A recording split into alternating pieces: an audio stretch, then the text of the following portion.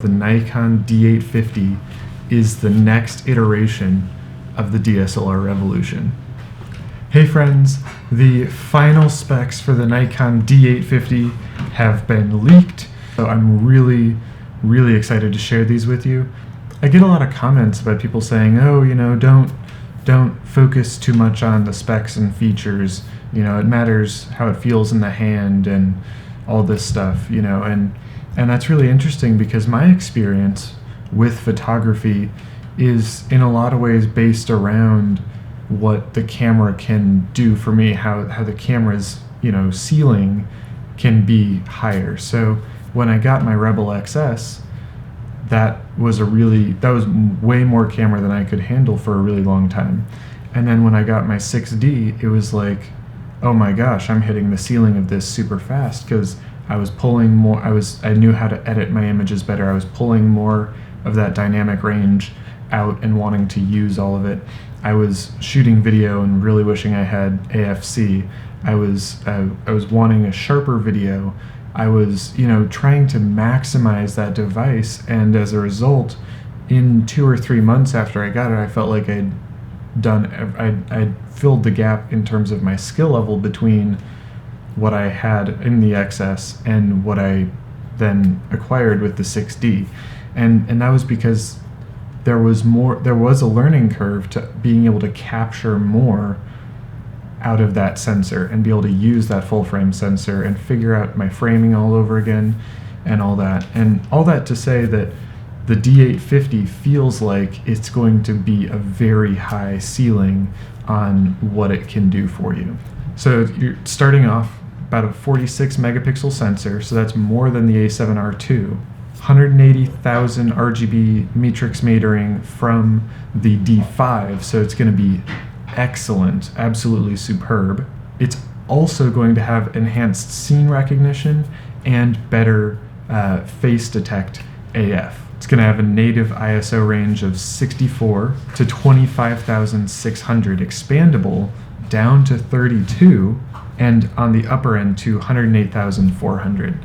That's a big deal. That ISO range is a really big deal because a lot of modern cameras, their base ISO is ISO 100. What is really unique about the D800, D810 is that with that base ISO at 64, in terms of dynamic range and equivalence, you can actually get medium format quality images out of that device because of the huge amount of dynamic range at ISO 64. So at ISO 32, we're probably not going to see that, but at ISO 64, we're probably going to see even better dynamic range. And what that's going to mean is this is going to be a camera for very serious photographers, for professionals, for landscape enthusiasts, for people that want the absolute most that a camera can give you, that a full frame camera can give you. It's going to have 153 AF points, and those AF points are going to have 30% more coverage than the D5. The center AF point is going to be sensitive down to -4 EV, all the rest are for -3, and that's a really big deal because competitors like Canon, the 6D Mark II got released with one -3 EV point, and that was center, and the rest were -0.5, and so Nikon is just really pushing hard in this market space to get users because they're packing really important features into their cameras. The 8K time-lapse has been a thing that we've known about a little bit, but what we haven't known is that you're going to get 4K on that entire full-frame sensor, no crop. That is awesome. I feel like now Canon has no excuse. So when you're shooting 14-bit RAW, you're going to have a 51 photo buffer. However, if you elect to go down to your 8 megapixel option in your file size, you're going to be able to do 30 FPS with the electronic shutter. You're going to get a 3.2-inch tilting touch control enhanced LCD, 7 FPS without autofocus, 6 FPS with autofocus, 9 FPS with the new battery grip. I kind of want to walk back into, those FPS things, and then 30 FPS at 8 megapixels with the electronic shutter. That's a huge deal in my view. And that's a huge deal because it's showing an increasing awareness of what electronic shutters can do for even DSLR bodies. You don't need a mirrorless camera to maximize an electronic shutter, and that's a really big deal. So like many DSLRs, you can get small, medium, and large file sizes on both RAW and JPEG. You're going to get a 0.75x magnification viewfinder. That's the first 0.75x magnification viewfinder on any DSLR. They average closer to 0.71x. That's what you're kind of hoping for. And so that's what, like a lot of electronic viewfinders are as well. So this is a really, really great thing. That you're going to have a really responsive viewfinder, really full eye. You're going to be able to see everything really, really easily, really well. It looks like there's going to be a new-ish feature called focus stacking, where you can take up to 300 photos at like several different levels of focus to then stack those together to get a more hyperfocal image with 10 levels of brackets. And that stacking isn't in body, that's going to have to be in post, but having that be a feature that they know that you're going to use and putting in there, that's really great. That makes the creativity easier, and it gets the camera out of the way of the user. Now the other side of that, what that means too is that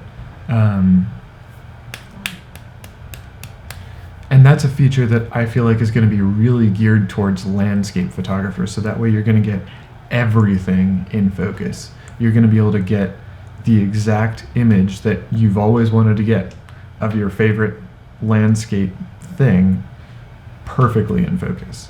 And it's going to be stupid sharp with that 45 megapixel sensor. There's a new auto white balance called natural light auto white balance, and it's a more nuanced auto white balance tool that and feature that's in this camera, and that's going to give you enhanced white balance nuance during auto white balance in natural lighting situations. You're going to get a completely silent electronic shutter when you're shooting silently in live view.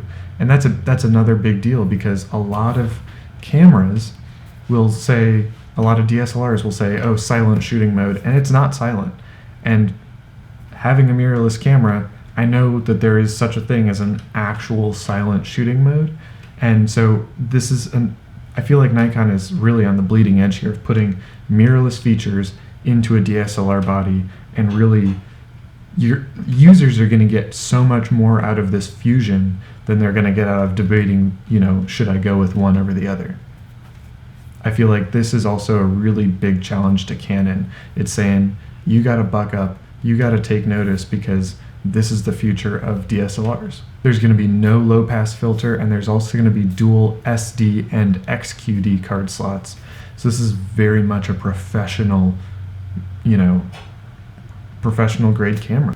I feel like for a lot of users that are really starting to get disenfranchised, starting to feel disenfranchised with Canon, the D850 is going to be an excellent do-all body that not only can do all in terms of, stills, but also video. Full frame 4K recording to an SD or an XQD card, that's huge. Full frame 4K on a DSLR is huge, but you're also going to get 45 megapixels. You're also going to get industry leading dynamic range out of this camera. But it doesn't stop there. You're also pulling great frame rates. You're getting great implementation, like I've been harping on, of mirrorless tech in terms of utilization of electronic shutter functionality into this DSLR body. This camera is the future of DSLRs. I'm just going to say it right now. The D850 is the future of what DSLRs will look like. I hope Canon starts taking some notice. I hope some of these other mirrorless manufacturers start saying, we need to start paying attention to some of what Nikon's doing as well, because I think that's going to be really killer. Once this competition starts properly heating up again, it feels like it's been a little slack. It feels like there haven't been as many product releases that have been really pushing things forward in a little bit. Sony hasn't released anything in a while. Nikon hasn't released anything at this level in a while. So this is going to be good. This is going to be really good. I'm really excited to see more out of this camera. Thank you very much for your time and for your attention. I'm looking forward to seeing you in the next one.